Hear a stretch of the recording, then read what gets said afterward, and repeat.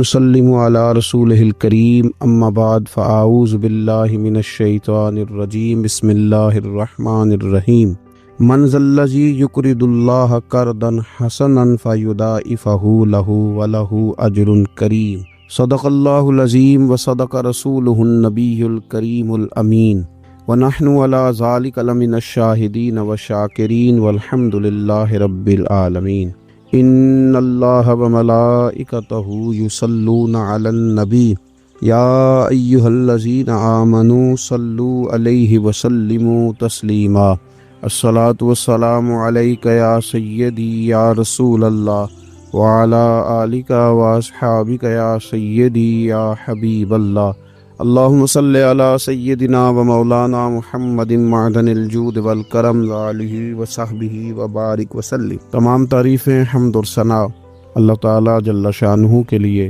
اور درود و سلام نبی اکرم نور مجسم شفیع معظم احمد مجتبیٰ جناب حضرت محمد مصطفیٰ صلی اللہ تعالیٰ علیہ وسلم کی ذات والا صفات کے لیے حمد و صلات کے بعد، اللہ تبارک و تعالیٰ نے کچھ انسانوں کو مالدار بنایا ہے اور کچھ کو اللہ تعالیٰ نے غریب، فقیر اور مسکین بنایا۔ اللہ تعالیٰ کی یہ تقسیم اس کی حکمت پر مبنی ہے۔ اب مالک کریم نے یہ فیصلہ فرمایا کہ وہ جن کو اللہ نے اپنے فضل سے مالدار کیا ہے وہ اپنے غریب، مسکین اور کمزور مسلمان بھائیوں کا خیال رکھیں۔ اور اسلام کا حسن دیکھیے، اسلام کا کمال دیکھیے کہ رب تعالیٰ فرماتا ہے تم خرچ کرو گے مسکین پر، غریب پر، اور وہ قرض دو گے تم اپنے رب تعالیٰ کو، خرچ اس پر کرو گے اور قرض اپنے رب تعالیٰ کو۔ ارشاد فرمایا من ذا الذی، کون ہے وہ جو اپنے رب کو اچھا قرض دے، جو اپنے رب کو اچھا قرض دے، قرض حسنا دے، فیضاعفہ لہ، اور پھر اللہ تبارک و تعالیٰ اسے دونا کر کے واپس کرے گا۔ اللہ اس کے لیے وہ قرض جب واپس کرے گا تو رب دونا دے گا، ڈبل عطا فرمائے گا، اور وَلَهُ اجر کریم، اور ان کے لیے جو ثواب ہے وہ عزت والا ہے۔ صدر الفاضل سید نعیم الدین صاحب مراد آبادی رحمۃ اللہ علیہ فرماتے ہیں کہ یہ دیکھو کریم کا کرم کہ خود اپنے بندے کو مال عطا فرما رہا ہے، پھر خود ہی فرما رہا ہے کہ تو مجھے قرض دے، اور یہ عین انسان کے مزاج اور فطرت کے مطابق بات کی کہ تم مجھے قرض دو۔ جب کوئی انسان کسی کو ویسے کوئی چیز دیتا ہے اس کا خیال ہوتا ہے شاید واپس ملے نہ ملے، لیکن جب قرض دیتا ہے اس کا خیال یہ ہوتا ہے کہ یہ ضرور مجھے واپس ملے گی۔ تو فرمایا چونکہ تمہارے مزاج ہیں، تمہاری طبیعت ہے، تمہاری فطرت ہے، تم سمجھتے ہو کہ قرض ہمیں ضرور واپس ملے گا، لہٰذا تمہارا رب تمہیں کہہ رہا ہے کہ تم مجھے قرض حسنا دے دو، اپنے غریب بھائیوں پر، مسکینوں پر، کمزوروں پر خرچ کرو اور اپنے رب کو قرض حسنا دے دو، رب تمہیں ڈبل کر کے واپس عطا کرے گا، اور جو اجر دے گا وہ عزت والا دے گا، جو تمہیں ثواب عطا فرمائے گا وہ اکرام والا اللہ تمہیں ثواب عطا کرے گا۔ نبی پاک صلی اللہ تعالی علیہ وسلم نے انفاق کی تعریف کی، اللہ کے راستے میں خرچ کرنے کی۔ جب تک امراء، مالدار لوگ خرچ نہیں کریں گے غرباء پر، مساکین پر، طلباء پر، فلاحی کاموں میں، دینی کاموں میں، جب تک وہ خرچ نہیں کریں گے تب تک معاملہ آگے نہیں بڑھے گا، تب تک وہ سارے منصوبہ جات جس سے کہ غریب کا بھلا ہونا تھا، جس سے دین کو مضبوط ہونا تھا، جس سے دین کی اشاعت ہونی تھی، وہ سارے منصوبے آگے نہیں بڑھیں گے۔ اس لیے نبی کریم صلی اللہ تعالی علیہ وآلہ وسلم نے ارشاد فرمایا کہ تم خرچ کرو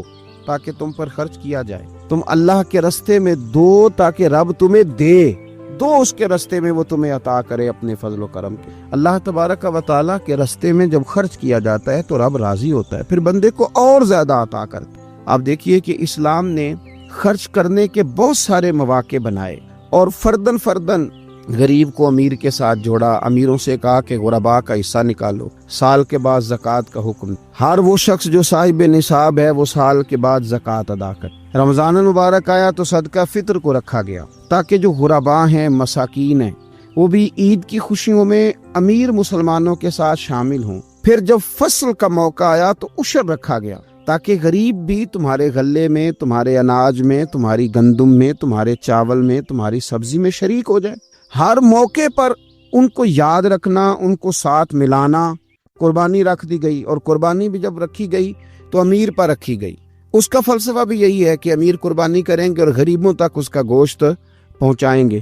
میرے رسول کریم صلی اللہ تعالی علیہ وآلہ وسلم نے یہ خوبصورتی کے ساتھ ایک کو دوسرے کے ساتھ جوڑا۔ اب ہوتا کیا ہے ہوتا یہ ہے کہ انسان کو مال سے پیار ہوتا ہے، فطرتاً کمائے ہوئے مال سے محبت ہوتی ہے۔ انسان بسا اوقات یہ سمجھتا ہے کہ بڑی مشکل سے تنکا کر کے، محنت کر کے، جدوجہد کر کے میں نے یہ مال جمع کیا ہے تو اب میں دے دوں۔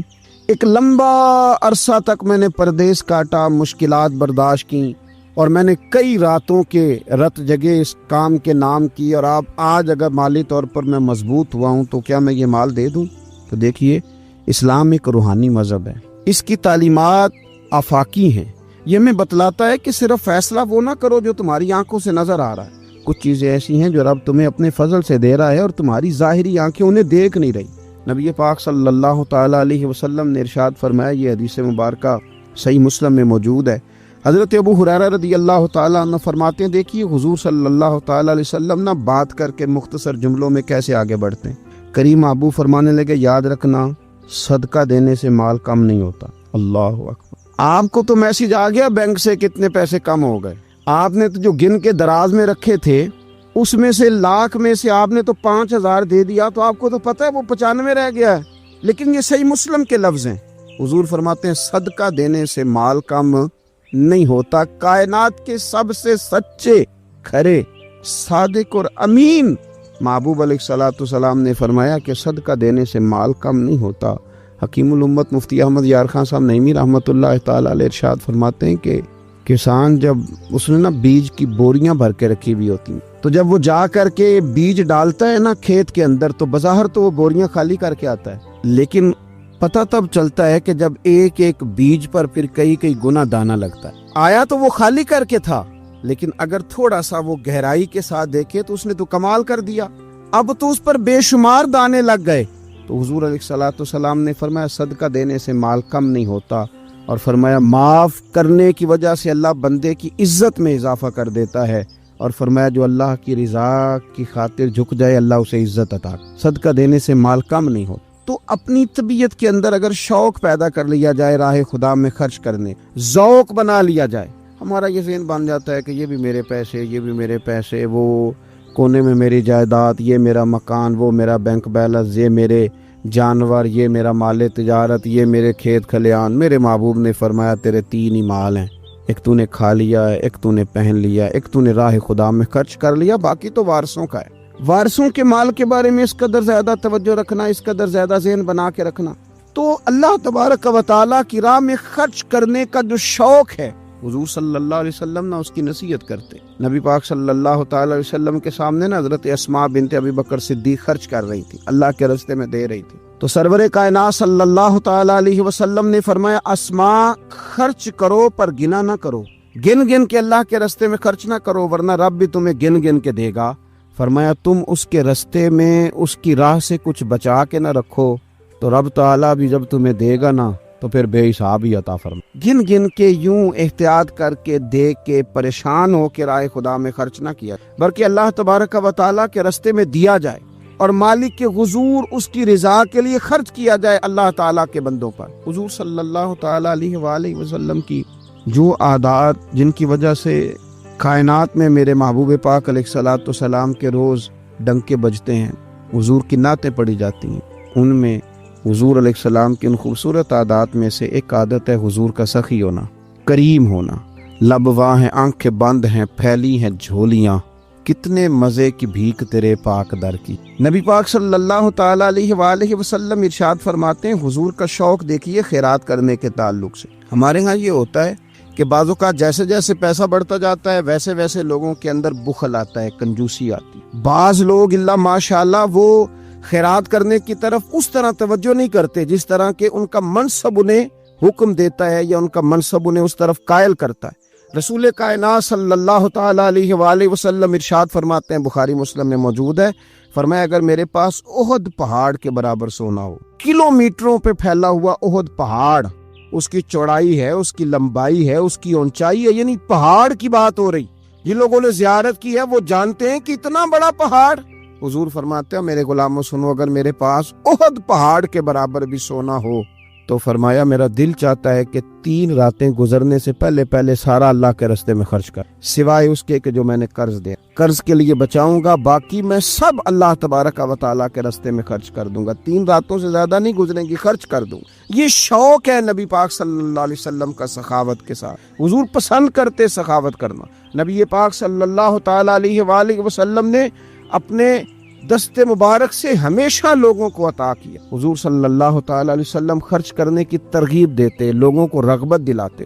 ہمارے ہاں پہلی تو بات یہ ہے کہ خرچ کرنے کا ماحول نہیں بنتا، اور اگر بعض لوگ خرچ کرتے ہیں تو بے دلی کے ساتھ خرچ کرتے ہیں۔ اللہ تبارک و تعالیٰ کے راستے میں جب آپ کو دینا ہے، جب آپ کو مالک کے راستے میں دینا ہے، تو پھر آپ کو بندہ تھوڑی دیکھنا ہے، پھر تو اللہ کی رضا دیکھنی ہے۔ تو خرچ تو کرتے ہیں، لیکن وہ خوش دلی، وہ ذوق، وہ شوق، وہ خوبصورتی ان کی طبیعت میں نہیں ہوتی جو ہونی چاہیے۔ اللہ کے راستے میں خرچ کریں تو اللہ کی رضا کو پیش نظر رکھ کے پھر خرچ کیا جاتا ہے، صدقہ دیا جاتا ہے۔ لیکن کب بندہ بیمار ہو گیا، جب تندرست تھا، لاکھوں روپے پڑے تھے، صدقہ کرنے کا خیال نہیں آیا، ہزاروں موجود تھے، اس کے دل کی توجہ اس جانب نہیں ہوئی، آج بیمار پڑا ہے، کمزوری آ گئی ہے، قریب المرگ ہو گیا ہے، اب اس کا خیال آتا ہے کہ میں کچھ اللہ کے راستے میں دوں، ایک بکرا لو بھی ذرا ذبح کر دو، ذرا تھوڑا صدقہ دے دو۔ کس بات پر؟ کہ میں بیمار ہو گیا ہوں، کس بات پر؟ کہ میں کمزور ہو گیا ہوں۔ اگر آپ صحت کے عالم میں صدقہ کرتے اللہ کو راضی کرنے کے لیے تو وہ کیا خوب تھا۔ وہ ہمارے ایک بزرگ ہیں تو فرمایا کرتے ہیں کہ میں نے جب خرچ کرنا شروع کیا تو میرے ذہن میں ایک بات آئی، اس نے مجھے ابھارا کہ میں اللہ کے راستے میں زیادہ خرچ کروں۔ میرے ذہن میں یہ بات آئی کہ یار جتنا میں اپنے والدین کی طرف سے خرچ کر رہا ہوں نا، میری اولاد بھی میرے بعد اتنا ہی خرچ کرے گی، تو کیوں نہ ایسا ہو کہ ان کے حقوق پورے ادا کر کے، ان کی آسانیوں کا خیال کر کے، جو اللہ تعالیٰ نے مجھے اپنے فضل سے زیادہ دیا ہے اس میں سے میں اللہ کے راستے میں خرچ کروں۔ تو اس شوق کے ساتھ میں نے خرچ کرنا شروع کیا۔ نبی پاک صلی اللہ تعالیٰ علیہ وآلہ وسلم ارشاد فرماتے ہیں کہ کسی بندے کا اپنی زندگی میں 1 درہم خرچ کرنا مرتے وقت 100 درہم خرچ کرنے سے زیادہ بہتر۔ زندگی میں 1 درہم دینا مرتے وقت، یعنی عین بیماری کے عالم میں جب تو خرچ کر رہا ہے تو وہ تو 100 خرچ کرے گا درہم، اور تندرستی میں، صحت میں تو نے 1 خرچ کیا تو اللہ تعالیٰ اس 1 کا ثواب تجھے اس وقت سے زیادہ عطا فرمائے۔ یہ حدیث مبارکہ ابو داؤد شریف میں مشکات میں ملے گی۔ حضور فرماتے ہیں صحت کے عالم میں خرچ کر، بجائے اس کے کہ تیری طرف سے کچھ صدقہ دینے جائے تو خود صدقہ دینے جا، اپنے ہاتھوں سے دے اور شوق بنا کے دے اور توجہ کر کے دے، اور تیری طبیعت لگی ہوئی ہو اور تو خود اپنے کندھے پہ رکھ کے جائے، غریبوں کے گھر میں پہنچا کے آئے، اور تو تیرا دل کرے اگر میرے گھر کے اندر گندم موجود ہے پھر کوئی بھوکا نہ سوئے، اگر میرے پاس طاقت موجود ہے کسی کو کپڑا پہنانے کی تو پھر کوئی غریب سردی میں ٹھٹھرتا نہ سوئے، اگر میرے پاس طاقت موجود ہے مکانات بنانے کی، مالک کریم کا کوئی بندہ جس کو میرے رب نے پیدا کیا، اس کی قدرت کا جو شاہکار ہے رسول پاک علیہ السلام کا کوئی غلام بغیر چھت کے نہ سوئے، اگر میرے پاس طاقت ہے تو پھر میرا حال تو یہ ہونا چاہیے نا کہ کسی غریب کی بیٹی اس لیے نہ بیٹھی رہے کہ اس کے پاس جہیز کوئی نہیں، یوں نہ ہو کہ میرے گھر کے اندر تو آدھا کھانا کھایا جائے اور آدھا ضائع کیا جائے۔ لیکن بہت سارے لوگ ایسے ہیں جو رات کو ترس ہیں کہ کچھ مرضی کا من پسند مل جاتا تو پیٹ بھر کے کھا لیتے۔ سخاوت کا حکم دیا گیا، صحت کے عالم میں خرچ کریں، تندرستی کے عالم میں خرچ کریں، اللہ کی رضا کے لیے خرچ کریں۔ یہ ماحول نہ بنائیں کہ بیمار ہو گیا ہوں تو جا بیٹے صدقہ کر دے، اب میں کمزور پڑ گیا ہوں تو جا بیٹے تو کچھ اللہ کے راستے میں خرچ کر دے۔ ایک شوق ہو، ایک طبیعت ہو۔ نبی پاک صلی اللہ تعالیٰ علیہ وآلہ وسلم کی پیاری زوجہ، ذرا یہ انداز بھی دیکھیے، حضرت سیدہ عائشہ صدیقہ رضی اللہ تعالیٰ عنہ فرماتی ہیں کہ ہم چونکہ حضور کی ازواج کثیر تعداد میں تھی تو کبھی نہ نبی پاک صلی اللہ علیہ وسلم سے کچھ سوالات بھی کرتی، اور اس سوالات کے اندر محبت چھلکتی تھی، محبت میں ایک دوسرے سے آگے بڑھنا چاہتی۔ حضرت عائشہ صدیقہ رضی اللہ تعالیٰ عنہ فرماتی ہیں کہ ہم نے عرض کی یا رسول اللہ صلی اللہ تعالیٰ علیہ وسلم، ہم میں سے سب سے پہلے آپ سے آ کے کون ملے؟ اس سے مراد ہے وصال کے بعد سب سے پہلے ازواج مطہرات میں آپ سے کون آ کے ملے گا؟ تو حضور صلی اللہ علیہ وسلم نے فرمایا لمبے ہاتھوں والی۔ مشکات میں حدیث موجود ہے، بخاری میں موجود ہے۔ حضرت عائشہ صدیقہ کہتی ہیں حضور نے فرمایا وہ جو لمبے ہاتھوں والی ہے نا، میری اہلیہ، میری زوجہ، مومنوں کی ماں، وہ ملیں گی۔ تو کہتی ہیں حضرت سودا رضی اللہ تعالیٰ عنہ کے ہاتھ لمبے تھے، قد بڑا تھا، تو ہماری نظر یہ تھی کہ حضرت سودا کے بارے میں حضور نے فرمایا کہ وہ ملیں گی، لیکن کہتی ہیں کہ وہ تو ہمیں بعد میں پتہ چلا جب حضرت زینب رضی اللہ تعالیٰ عنہ کا وصال ہوا تو سمجھ آئی کہ لمبے ہاتھوں سے مراد ہاتھوں کا لمبا ہونا نہیں، صدقہ اور خیرات زیادہ کرنا۔ وہ لمبے ہاتھوں والی تھی، مومنوں کی ماں خرچ کرتی تھی، خیرات کرتی تھی۔ شارحین حدیث نے لکھا ہے کہ وہ اپنے ہاتھوں سے کھالیں رنگتی تھیں پھر بیچتی تھیں، اپنے لیے نہیں۔ ان کا نان نفقہ تو حضور کے ذمے تھا، اپنے لیے نہیں۔ ان کو تو صحابہ کرام علیہم رضوان وہ ساری ذمہ داریاں حضور کے بعد بھی ادا کر رہے تھے جو حضور سید عالم صلی اللہ تعالی علیہ وسلم کے حقوق رب تعالیٰ نے رکھے ہیں، لیکن وہ اپنے دست مبارک سے محنت کرتی، کھالیں رنگتی، پر اپنی اولاد پر، مسلمانوں پر خرچ کرتی۔ ان کا شوق تھا۔ تو کریم محبوب علیہ السلام نے فرمایا یہ مجھ سے سب سے پہلے آ کے ملیں گی۔ حضور کے بعد ان کا وصال سب سے پہلے ہوا حضرت زینب رضی اللہ تعالیٰ عنہ کا۔ او بھائی، اس میں بھی ایک لطیف اشارہ ہے، اس میں بھی ایک خوبصورت اشارہ ہے کہ حضور کا قرب پانے کے لیے سخی ہونا بھی ضروری۔ رسول پاک علیہ السلام کی بارگاہ ناز کے قریب ہونے کے لیے سخاوت کا مزاج ہونا بھی ضروری ہے۔ انسان کے دل کا، اس کی طبیعت کا، اس کے مزاج کا سخی ہونا ضروری ہے، اس لیے کہ اس نے رسول پاک صلی اللہ تعالی علیہ وآلہ وسلم کے قریب جانا ہے۔ اعلیٰ حضرت بریلوی رحمۃ اللہ تعالیٰ نے لکھا ہے، فرماتے ہیں اللہ کے محبوب علیہ الصلوۃ والسلام اچانک مسجد میں تشریف لائے اور نماز کا وقت ہو گیا، اقامت کہہ دی گئی۔ سرور کائنات صلی اللہ تعالی علیہ وسلم نے اقامت کہی جا چکی تھی، پر حضور باوجود اس کے گھر چلے گئے، تھوڑی دیر کے بعد واپس آئے۔ اب ظاہر ہے صحابہ کے دلوں میں سوال تھا کہ اقامت ہو چکی تھی، حضور کہاں تشریف لے گئے؟ تو حضور نے فرمایا میں مسجد آیا تو میرے دل میں خیال آیا کہ گھر میں تو چند دینار پڑے ہوئے ہیں، تو میں نماز پڑھانے سے پہلے گیا ہوں، نے اللہ کے راستے میں خیرات کیا، پھر تمہیں آ کے نماز پڑھائی۔ یار اپنا شوق بنائیں۔ آپ یقین کریں کہ بہت سارے لوگ ہیں جو بہت سارے لوگوں کا خیال رکھ سکتے ہیں، لیکن ہماری نظر اپنے سے اٹھتی نہیں۔ ہم اپنے آپ سے سوچنا شروع کرتے ہیں، اپنے اوپر ختم کر لیتے۔ اگر بہت زیادہ بڑھ کے سوچیں گے تو اپنی اولاد کا سوچیں۔ ذہن بنائیں سخاوت، اور رمضان شریف میں خاص کر کے توجہ کریں۔ آپ مساجد کا خیال کریں، مدارس کا خیال کریں، اور خوب خیال کریں، اور غرباء کا خیال کریں، مساکین کا خیال کریں، کمزور لوگوں کا خیال کریں۔ دیکھیں رب فرماتا ہے خرچ تم نے غریب پہ کرنا ہے، پر قرض تم نے اپنے رب کو دینا ہے۔ اللہ تعالیٰ سمجھنے کی توفیق عطا فرمائے۔